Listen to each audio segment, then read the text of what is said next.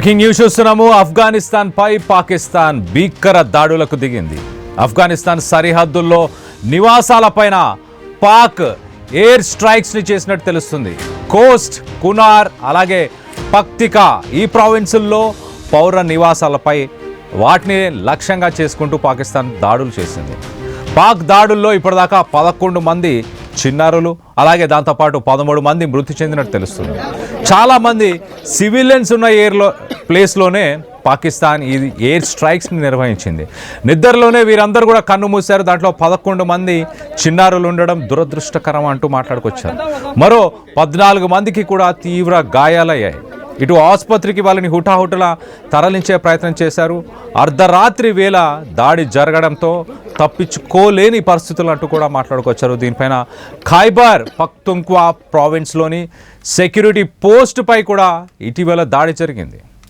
Taliban మిలిటెంట్లు ఈ దాడి చేసినట్లు పాక్ అధికారులు అనుమానాన్ని వ్యక్తపరుస్తున్నారు.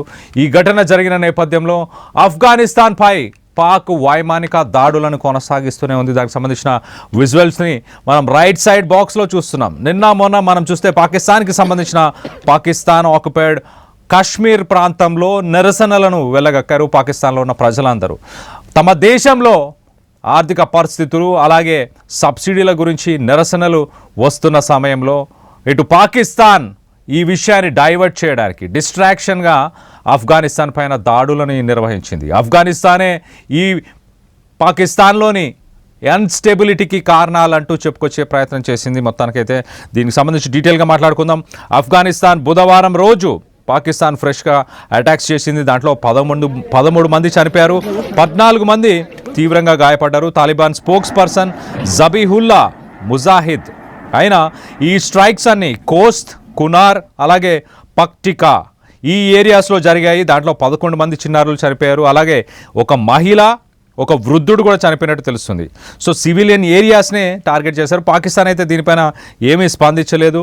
ఈ రీసెంట్ టైమ్స్లో ఒకసారి మనం చూస్తే కనుక 2 దేశాల మధ్య ఆ బార్డర్స్ మధ్య క్లాషెస్ ఒక్కసారిగా నెక్స్ట్ లెవెల్కి పీక్ ఇంటెన్సిఫై అయినాయని చెప్పుకోవచ్చు. మరోపక్కన ఆఫ్ఘనిస్తాన్ పాకిస్తాన్లో అటాక్ చేసింది. అందుకే మేము ఈ ఆఫ్ఘనిస్తాన్ టెరిటరీ పైన ఎయిర్ స్ట్రైక్స్ని చేశామంటూ పాకిస్తాన్ వెల్లడించే ప్రయత్నం చేస్తుంది. కాబుల్ అలాగే ఇస్లామాబాద్ ఇవి 2 కూడా సెక్యూరిటీ కన్సర్న్స్ పైన కొంత హైటెన్షన్ వాతావరణం అయితే నెలకొంది. పాకిస్తాన్ ఆఫ్ఘనిస్తాన్ తెహరీకి తాలిబాన్ పాకిస్తాన్ అనే ఒక మిలిటెంట్ గ్రూప్కి ఆశ్రయం ఇస్తుంది ఆఫ్ఘనిస్తాన్ అంటూ పాకిస్తాన్ ఆరోపిస్తుంది. ఆఫ్ఘాన్ గవర్నమెంట్ మాత్రం ఇవన్నీ కూడా తప్పుడు ప్రచారాలు చేసే ప్రయత్నం చేస్తుంది పాకిస్తాన్ అంటూ చెప్పుకొచ్చే ప్రయత్నం చేస్తున్నారు. మరి ముఖ్యంగా ఒకసారి పాకిస్తాన్కి సంబంధించి మనం చూస్తే ఇండియా స్ట్రాంగ్గా పాకిస్తాన్ని యుఎన్ సెక్యూరిటీ కౌన్సిల్లో ఆఫ్ఘనిస్తాన్ పైన ఏదైతే దాడులను నిర్వహిస్తుందో ఆ దాడులని ఉద్దేశించి ఇండియా కూడా మాట్లాడుతూ పాకిస్తాన్ని తప్పుపట్టే ప్రయత్నం చేసింది. ఇండియా పర్మనెంట్ రిప్రజెంటేటివ్ ఎవరైతే యునైటెడ్ నేషన్స్కి ఉన్నారో హరీష్ పర్వతనేని ఆయన పాకిస్తాన్ కావాలనే సివిలియన్స్ ఉన్న ఏరియాలో మిలిటరీ స్ట్రైక్స్ చేస్తున్నారు ఆఫ్ఘనిస్తాన్లో అంటూ, అలాగే ఈ యాక్షన్స్ అన్నిటినీ కూడా పాకిస్తాన్ సావెనిటీని వాటన్నిటిని థ్రెటన్ చేస్తున్నాయి, అక్కడ శాంతి భద్రతలకు భంగం కలిగిస్తున్నాయి. కాబట్టి కౌన్సిల్ దీన్ని సీరియస్గా తీసుకోవాలి. చనిపోయిన సామాన్యుల ప్రజలకి అలాగే కౌంటర్ టెర్రరిజంకి సంబంధించిన వాటిపైన ఆపరేషన్స్ పైన యాక్షన్ తీసుకోవాలి అంటూ యుఎన్ సెక్యూరిటీ కౌన్సిల్ని ఇండియా ప్రతినిధి హరీష్ పర్వతనేని ఆయన కోరడం జరిగింది. మరోపక్కన ఇండియా చాలా క్లియర్గా ఆఫ్ఘనిస్తాన్కి సంబంధించిన ట్రేడ్ ట్రాన్సిట్ యాక్సెస్ అంటే వాళ్ళ రవాణాకి సంబంధించిన ఆ రూట్స్ అన్నిటిని కూడా పాకిస్తాన్ బ్లాక్ చేసే ప్రయత్నం చేస్తుంది. ఆఫ్ఘనిస్తాన్ ఒక ల్యాండ్ లాక్డ్ నేషన్, అంటే సరిహద్దుల్లో ఎలాంటి ట్రాన్స్పోర్ట్ ఫెసిలిటీస్ లేని కంట్రీ అని చెప్పొచ్చు. అంటే ఇతర దేశాలకి రవాణా సమస్యలు అయితే ప్రస్తుతానికి ఆఫ్ఘనిస్తాన్కు ఉన్నాయి. దానికి పాకిస్తానే కారణం. సో దీనికి సంబంధించి ఆఫ్ఘనిస్తాన్ స్పోక్స్ పర్సన్ కూడా మాట్లాడారు. ఒకసారి ఆఫ్ఘనిస్తాన్ స్పోక్స్ పర్సన్ అక్కడ స్థానికులు ఏం మాట్లాడుతున్నారో ఒక్కసారి ఆఫ్ఘనిస్తాన్లో జరిగిన ఘటన పైన స్థానికుల మాటల్లోనే వినే ప్రయత్నం చేద్దాం.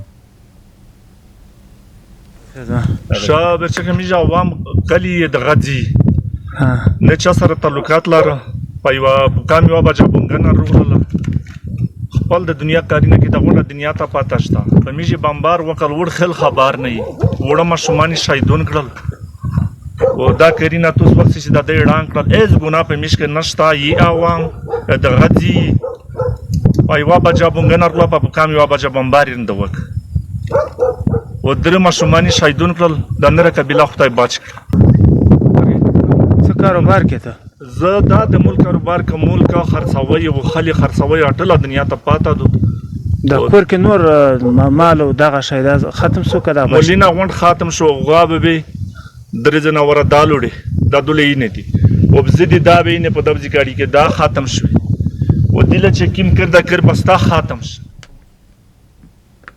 రైట్ స్థానికులు మాట్లాడుతూ అర్ధరాత్రి సమయంలో వాళ్ళు ఈ దాడులను నిర్వహించారు. మరి ముఖ్యంగా మేమందరం సాధారణ ప్రజలు మాత్రమే ఉన్నాం ఇక్కడ ఎలాంటి మిలిటరీ కానీ ఎలాంటి తెహరీకి తాలిబాన్కి సంబంధించిన వ్యక్తులు కానీ ఎవరూ లేరు. అందులోనూ అర్ధరాత్రి సమయం కావడంతో మాకు ఎక్కడికి వెళ్ళాలో కూడా అర్థం కాని సిచ్యువేషన్. నిద్రలో ఉన్న సమయంలోనే అందరూ చనిపోయారు. ఈ మృతుల్లో 11 మంది చిన్నారులు ఉన్నారు, ఒక మహిళ, ఒక వృద్ధుడు, మొత్తంగా మరొక 14 మందికి కూడా తీవ్ర గాయాలయ్యాయి.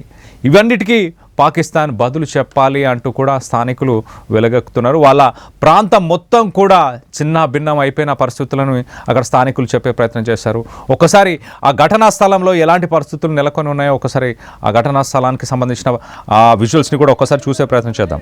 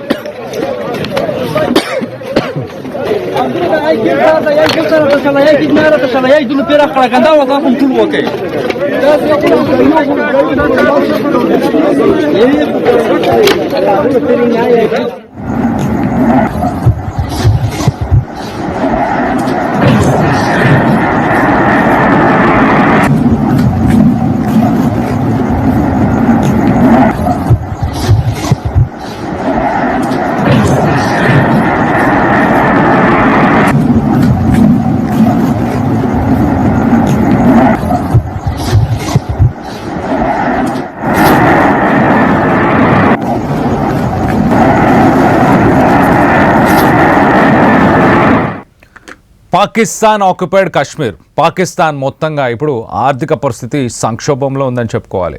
పెట్రోల్ డీజిల్ ధరలు ఆకాశాన్ని అంటాయి. అలాంటి పరిస్థితుల్లో ప్రజలకి సమాధానం చెప్పలేని పరిస్థితి అక్కడ ప్రభుత్వాలది.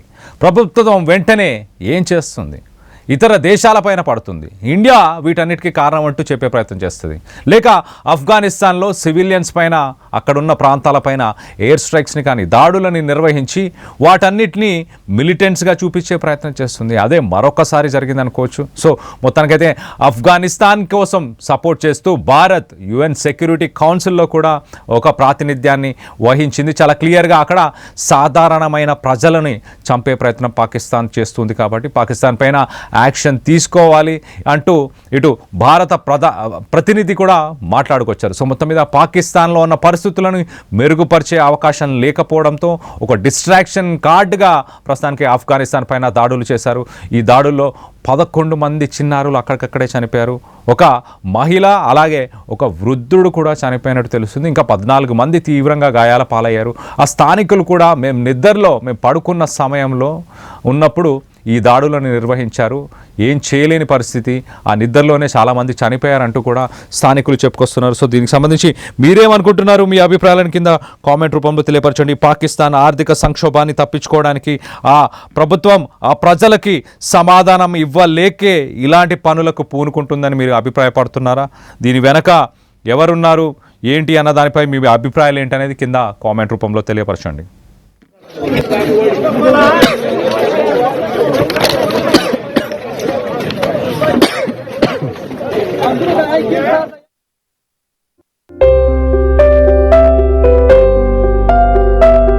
చిన్న చిన్న ఆనందాలు 35 ఏళ్లుగా నా జీవితంలో లేవు. 35 ఏళ్లుగా నేను డైపర్లలో బ్రతికాను. 6 సెంటీమీటర్ల ఫిస్టులా నా మూత్రాశయంలో లీక్ కారణమైంది. ఎవరూ నాకు సహాయం చేయలేకపోయారు. AINUలో వైద్యులను కలిసే వరకు అక్కడ వారు రోబోటిక్ శస్త్రచికిత్సతో నాకు పరిష్కారం ఇచ్చారు. వారు నా ఆత్మవిశ్వాసాన్ని కూడా తిరిగిచ్చారు. Precision Care makes it possible. The Center for Robotic Surgery at AINU. At KL Lake, you have the freedom to choose the subjects that fuel the engineering. UKL deemed to be university